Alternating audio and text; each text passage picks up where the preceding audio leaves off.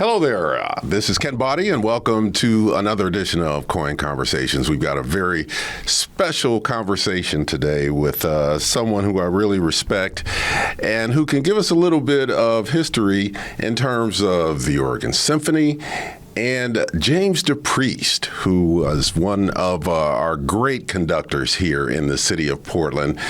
He was one of the first black conductors on the world stage. And he also was music director of the Oregon Symphony from 1980 to 2003. He died in 2013, but not before leaving a legacy that is to be envied in the world of symphony music. And here to talk about that is Ginette DePriest, the wife of James DePriest. She has written a book. It is called Reach Up, My Beautiful Journey with James DePriest. Ginette DePriest, welcome to KOIN Conversations. Thanks for being here. Thank you, Ken.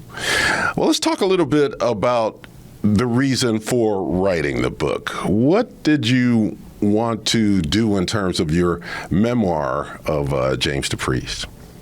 Well, Jimmy was a musician that was so special, meaning everything that he did was almost outside the box all the time. And I thought that because of his career that is so special and so particular, I wanted to, for the generation to come, to think that perseverance and endurance is a key word to make success, not necessarily talent. Obviously, it's important, but it's not the only thing. And Jimmy is a pure example of that. Let's start at the beginning in Quebec. That is where you two met, and he was also, was he the conductor of the Quebec orchestra as well? Yes, it was an era in Quebec that was very, very particular because the government was turning into promoting the independence of Quebec from Canada because our French culture was being threatened, so they thought. So Jimmy was appointed music director of the Quebec Symphony at this very moment. So everybody was questioning why the organization had hired a English-speaking conductor in a French-speaking country promoting French culture. So Jimmy at the press conference said, I'm not music director yet, and when I come back in October of next fall, I will speak French. So I told my colleague, we've got to have the first conversation of Maestro DePriest in our show. So that's what we did. Now, how long were you in Quebec? That's your hometown, right? Yeah, I was born and raised in Quebec City. And how long were you there together? He was named music director in 76 or 75, 76, I think.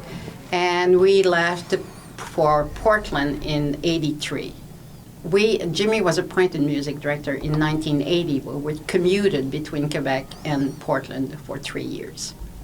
Now, that was quite the commute because he was, in charge of two orchestras on opposite sides of the continent. So how was that for you, all of that traveling and being able to go back and forth from Quebec to Oregon? It's interesting because when Jimmy decided to take the position as music director here in Portland, it was my first town outside of my hometown. But also the fact that Jimmy already had a fairly important career internationally. So you had that to add up to the travel plan. So I had to get used to that fairly fast because he wouldn't go anywhere without me, which pleased me to no end. So it was quite an adjustment. Yeah, no doubt about it. Let's talk about the Portland years with the Oregon Symphony. Considering what Jimmy had done prior to coming to Oregon, what was it about the Oregon Symphony that attracted him and that made it so that he wanted to come here? Interesting. I always claim that I'm the responsible for Jimmy accepting the position in Oregon because I have a little story in my book. He was conducting in Seattle at a festival and had been courted by the board of director with the search committee to come to see them in Portland.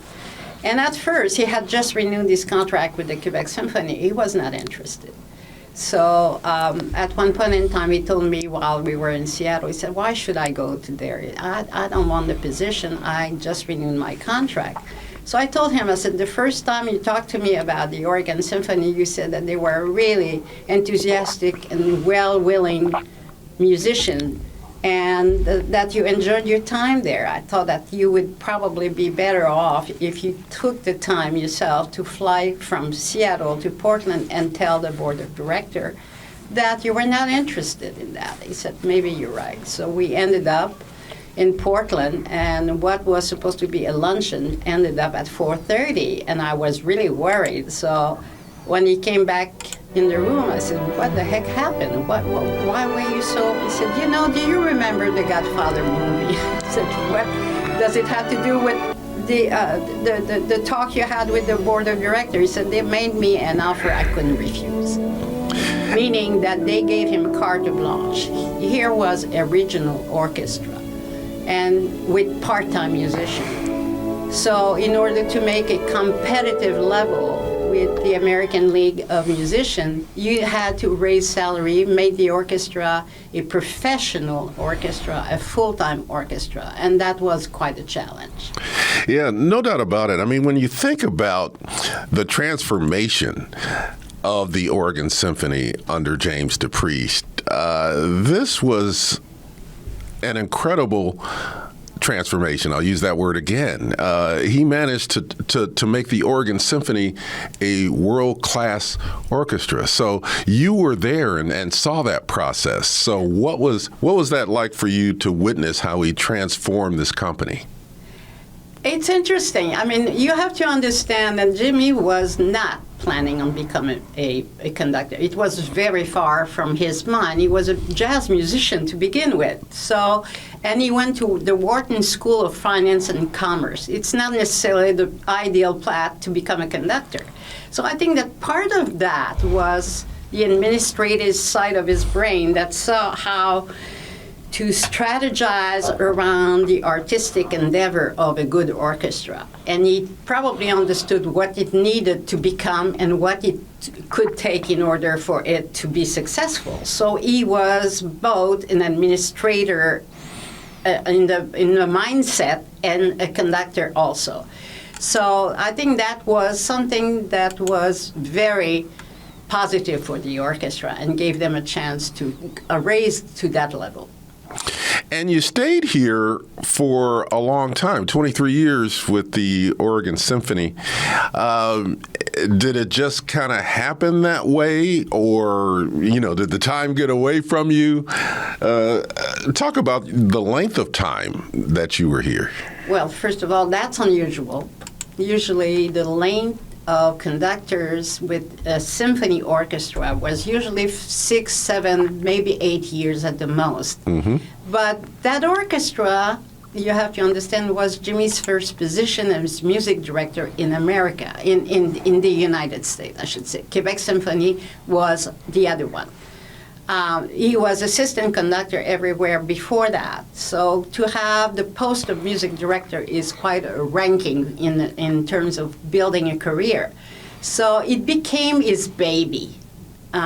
He saw how talented he could hire young musicians and also attract great artists, which, in order to do that on the international scene, you need to have the financial need for hiring those kind of artists, like the Yo-Yo Ma of our time and all. I mean, I think the people in Oregon know how much of those great artists we had the chance to have in Oregon. So.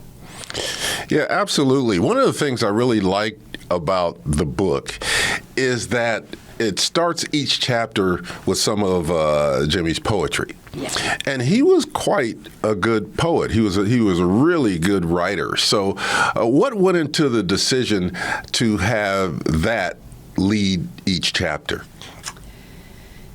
Because I wanted to focus the book on Jimmy and who he was. So I thought that every single poems that I put in the beginning of each chapter was something that would define or draw a line around the subject that I was about to write in that chapter. And what better way to do it than having Jimmy's word in it? Yeah, I thought that added quite a bit to the book and really gave it a little more emotional depth, so to speak. I thought that was a great way to begin each chapter. Now, people who knew James DePriest know that he got polio at a young age. I think it was 25. That he contracted polio in Thailand, correct? Yes. And was it Bangkok? Bangkok. In Bangkok. And that was something that he had to deal with his entire life, as well as a number of other physical issues. But he managed to push through all of that, and he was always in great spirits. I remember every time that I met with him, he was in great spirits. He was very complimentary of what I was doing at the time. Just an impressive person who never let his disabilities stop him from his goals. So just talk about that a little bit. Jimmy was a spoiled child. He admitted that. He was the child of a generation. He was raised by 4 beautiful women. One of them was, as you know, Marian Anderson, who considered Jimmy the son she never had, the child she never had. So they were very close. And everything Jimmy said or wanted to do, it was pretty much set in stone, because those ladies supported him no matter what. And I think that in that sense, they also put in him the virtue of knowing that it's not the way life goes. At one point in time, he's going to have to be outside of that lovely, cushiony comfort. And one of the reasons why he always surmounted all the challenge is that he said, I have to grow up, and it's not a perfect life, and if I can muster that, I will go on. And when he caught polio in Thailand, before that, he was sent as a jazz specialist. He had no idea he would become a conductor. So that's part of the book that is so intriguing, and it's also the part that, for me, shows the resilience and the determination. If you find what you want to do and are good at it, you have to go through it like it's a wall, and you're going to destroy it no matter what. Yes, we talked about the polio, but he also, had kidney issues, had a kidney transplant at one point during his life, prostate cancer. I mean, there were just so many physical challenges. You talked in the book about the times when he was walking with braces, and, either the braces failed or he made a wrong move or something, and he would fall. But if there's a way to fall gracefully, then he managed to do that and make people around him feel more comfortable about the situation. Exactly. I thought that was a really great part of the book, to describe some of those incidents and how he and you handled it. So it was almost as if you anticipated that this might happen, and you had a plan in your mind to deal with it if it did, correct? Well, yes, because when you're walking with crutches and braces, no matter how used to you're getting used to it, it's always a balance issue. And you're counting on luck to just get you upright and stay upright, and it's not always happening. And I don't know if you recall, there's a specific incident in London where we were coming back from a matinee in a play, and Jimmy was conducting in Birmingham, but we had stopped in London for a while. And it was obviously, like London is known, a rainy day. And when he came into the hall, or the hallway of the hotel where we were, there was a bar where lots of people around, and his cane was wet, and he slipped on the marble floor and fell face down on the floor. And everybody stopped talking. It was pure silence. So Jimmy took over control of the incident and to make people more comfortable, he said, you know, I will do anything to attract attention. So, and he managed to do his technical thing with a chair and everything and refused the help of everybody. And I was by his side and I was telling them, don't worry, he'll find a way to get up. And he did. But that's what Jimmy would do. Instead of having this trauma or drama scene, he would make a comedy or a joke out of it. Yeah, and that was really a good way to disarm people and push through what many people, they'd see that he was African American, they would see that he was disabled, but his talent always seemed to shine through and win people over. Just talk about how his force of personality managed to propel him to the heights that he ultimately achieved. Well, his personality, as you know, I mean, it transpired positive attitude. I mean, everybody who saw Jimmy felt comfortable. At first, he was so impressive because he was 6'4", over 300 pounds at some times. So people were just, startled by that. But after he started talking and with that great smile of his, everybody felt comfortable. And that was Jimmy's personality. And that had something to do with that on stage as well, whether it was for the public or the musician or the administration that he encountered, it was Jimmy and not James DePriest. It was Jimmy DePriest, a friend. And I think Jimmy always wanted to be recognized that way. Yeah, he also had quite a sense of humor, as you alluded to during the London incident. And that served him well as a conductor and a leader as well. Yes. There are a couple of instances in the book where you talked about conflict among the orchestra members, and Jimmy had a way to diffuse that. He had a way to get people back on the same page for the same goal, which was to create wonderful music. That's right. And the symphony orchestra, if you're living a little bit on the rim of that cycle of the world, it's not all rosy. And you have to understand there are about, on average, 100 musicians sitting about 3 feet apart from one another, and their personality are different. So it's bound to create conflicts, and some of them are known to be really bad conflict. Jimmy and I have witnessed, partners, musicians that were playing different instruments, sitting side by side and never talked to each other because they couldn't get along. So it can create a lot of attention. And Jimmy was able to diffuse that by his sense of humor and also reminding everybody that it was business like everybody else, and we had to, in order to make good music, understand each other's, not conflict, but certainly position in the orchestra. And Jimmy was very good at that. Yes, none of that ever happens in the news business, I'll tell you that right now. Yeah. And also, you have to understand, Ken, the Oregon Symphony is very special for that. I mean, rarely did we see a lot of conflict the way I was talking about. I mean, people just not getting along. They mostly were, and I think they still are, a good bunch of people who can get along with each other.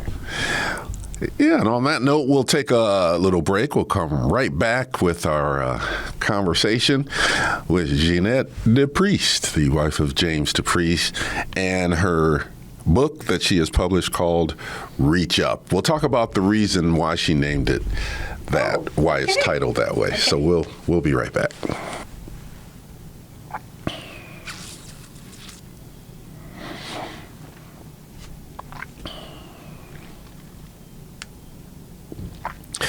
And we are back with our KOIN Conversation. We are talking with Ginette DePriest, the wife of James DePriest, who has written a book, and it's called Reach Up, My Beautiful Journey with James DePriest. And there's a copy of the book right there.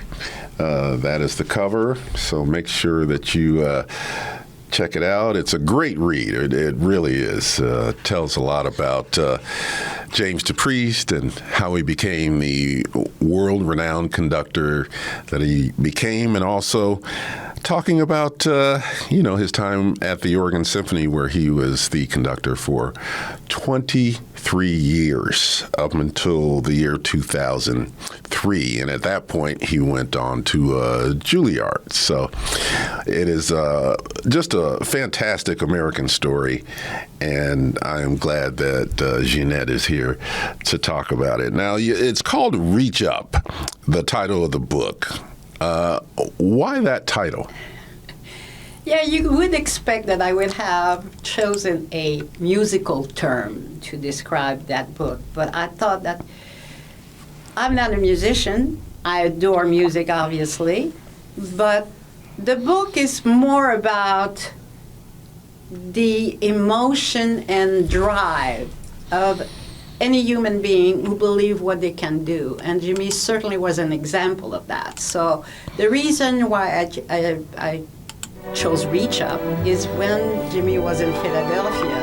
It was a church right on the corner of the street, on Martin Street, and they used to go to church every Sunday. And his mother was in the choir at one point. So they were at this special mass, I guess, and the reverend was talking about challenges and obstacles and comparing some passage of the Bible and telling them that when you think that there's no issue and you have the feeling that's the end of the road and it's really so heavy that you cannot handle it, he would say, reach up, the Lord will give you a hand. And Jimmy thought it was so gripping because also he had a very theatrical way of, like any good preacher, of giving his sermon to people. And he became very soft. And at the end of that service, everybody was on their hand, shouting, reach up, the Lord will give you a hand. And Jimmy was struck by that. And when he came back from his polio after a very difficult journey back to the United States, he was at his mother in the living room because his room as a teenager was on the second floor and he couldn't get up. So he received a visitor that afternoon, and it was Reverend Kirkland, the same man who had given that sermon. So he looked at Jimmy and said, now, my friend, it's time to reach up. The Lord will give you a hand. And I thought it was so telling that I wanted people to get a grip on that title alone so that they can understand why I put that title on the book. Yes, an appropriate title, no doubt about it, when you think about the contexts of all of it. We didn't talk too much about this, but Jimmy's roots were in Philadelphia. Yes, Philly. Yes, Philly. And he went to school with Bill Cosby, right? They were in the same school. They were not in the same class. Not the same class, but the same school in Philadelphia. Yeah. And that Philadelphia connection worked out at the height of the Cosby Show. So talk about how he was able to connect with Bill Cosby and create something for the Cosby Show, which was like the top show on television at the time. We were talking earlier, Ken, about Jimmy's sense of humor, and I mean, when you connect that with Bill Cosby, your jaw is aching. I mean, you laugh so hard all the time, it's crazy. So at one point, he received a call from Bill, and Bill said, Jimmy, I need some help from you. He said, I'm preparing the 5th season of the show, and I would like to have the symphonic sound as the beginning of the show. So Jimmy said, are you serious? He said, oh yeah, I'm serious. He said, I want you to conduct and make the arrangement, and we'll put it as a theme of the show for that season. So he said, you'll get in touch, you'll get some news from my music director, Mr. Stewart, I think his name was. So sure enough, a few months later, received a call from Mr. Stewart, And he started a conversation. I said, Mr. DePriest, I am so glad to hear from you because Bill talked a lot about you. And said, tell me a little bit more about your symphony orchestra. He said, well, it has 100 musicians on average, and it's located in Portland, Oregon, and we have full season, and we are fairly successful so far.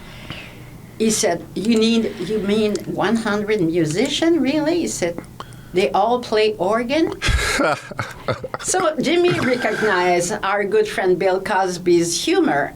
And he said, not Oregon Symphony, Oregon Symphony. And the guy went into a silence for at least 30 seconds. He said, are you still there?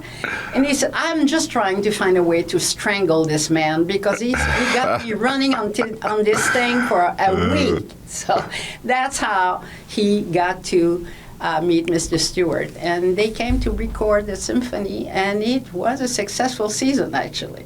Oh, man, that is fantastic. I love that story. The Oregon Symphony. He thought it was a bunch of people playing the organ, huh? Yeah, that was a light moment in the book, and I appreciated the fact that he was able to do that. I mean, that was a big deal at the time to be able to score the theme song for the Cosby Show. If you hire a symphony, that's a lot of money, but we're talking about Bill Cosby. Who knows? Yeah, absolutely. I think it worked out just fine. Now, from the Oregon Symphony, Jimmy went on to Juilliard. So talk about what his role was at Juilliard and how that came about. That is interesting. Jimmy had a relationship with the Juilliard School for many, many years. Almost every year, Joseph Polisi was the president of Juilliard, and he invited Jimmy to conduct the kids. And always, many times over, it was asking him, why don't you become a teacher? And Jimmy never thought of himself as a teacher. He said, I don't know how to teach. I've never been a teacher. I love to engage with those kids. They're so talented. And if I can contribute to that, I think that would be enough. So Joseph would say, okay, I'll wait. He said, first of all, I don't have the time for it. I'm too busy. And at one point in time, he came back and he said, it was shortly shortly after Jimmy left the Oregon Symphony, and he said, what about your coming to Juilliard and teach? And he really convinced him, and that's how he became the director of orchestral study in conducting study in Juilliard. And also at the time, he was offered a position with the Tokyo Metropolitan Orchestra. And it's another place where we travel quite a bit all over Japan, and where Jimmy was guest conductor in many of the orchestra in Japan. So we love that culture. We love that people. So we were very interested in he especially was interested in pursuing that career. So it happened at the same time. So it was interesting, and at the time where we had decided to leave the symphony. One of the names that keeps popping up in the book is a very famous name, Leonard Bernstein. And in many ways, Bernstein was a mentor and an inspiration to Jimmy. So just talk about that relationship, Leonard Bernstein, the conductor of the New York Philharmonic. It was at the time where Jimmy had received this invitation from the State Department to go in the Far East as a jazz specialist. The King of Thailand had a jazz band, funny enough, and he had requested to have a specialist sent to Thailand to refresh a little bit the jazz arrangement that he had, and also teach his musician how to evolve in that world of jazz. And a friend of his, who was also a friend of Marian Anderson, who was Jimmy's aunt, suggested that he would come.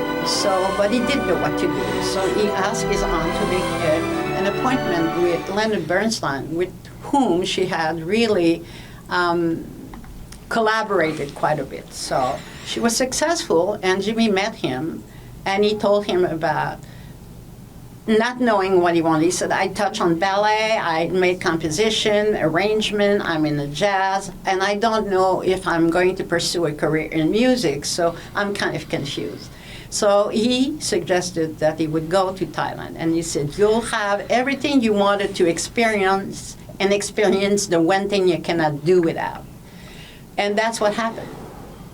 Oh, wow, that's a great story. I mean, that's fantastic. I mean, we only have a few more minutes left here, but you had a number of residences. I mean, you had,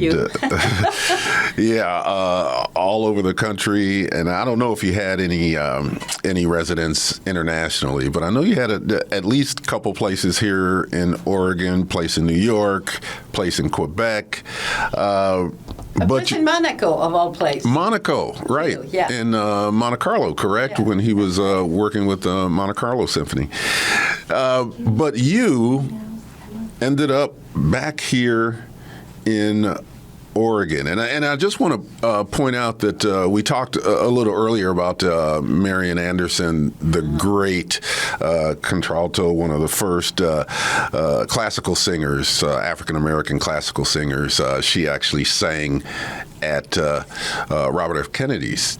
At John Kennedy's inauguration. Sorry about that. At John Kennedy's inauguration. So very well known. And she actually came here and lived with you, and she passed here in Portland, Oregon, which a lot of people don't know about.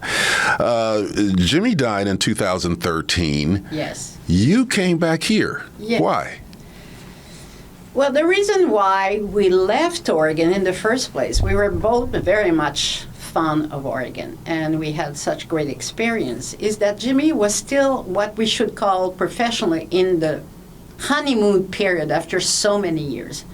The public loved him, the musician adored him, and the fact that he had decided to leave and the new music director was coming in place, Carlos Carmar, he wanted him to have the space to grow. And if we stayed around, the musician would probably, each time they were trying to adjust to something, come back and cry on Jimmy's shoulder. And he didn't think it was a good fit for letting a chance for Carlos to grow with the symphony.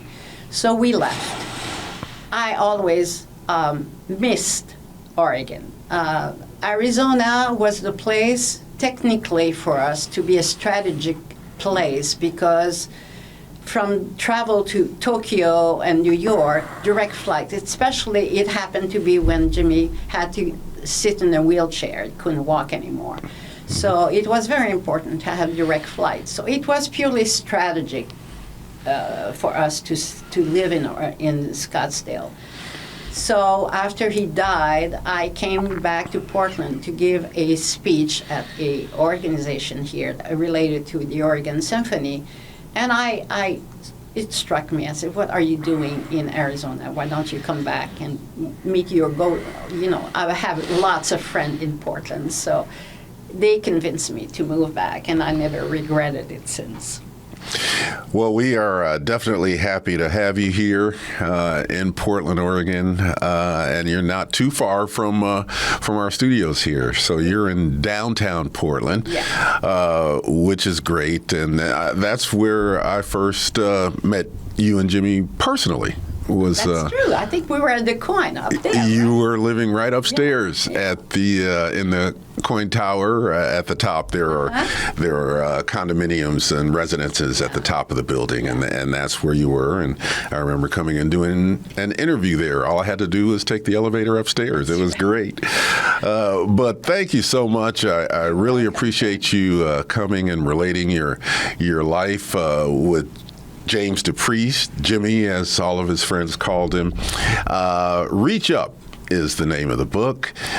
Ginette DePriest, My Beautiful Journey with James DePriest, and it is a great read. So go pick it up, go and make sure that you go through it. It didn't take me very long to read this at all because it was just so engaging and so well written.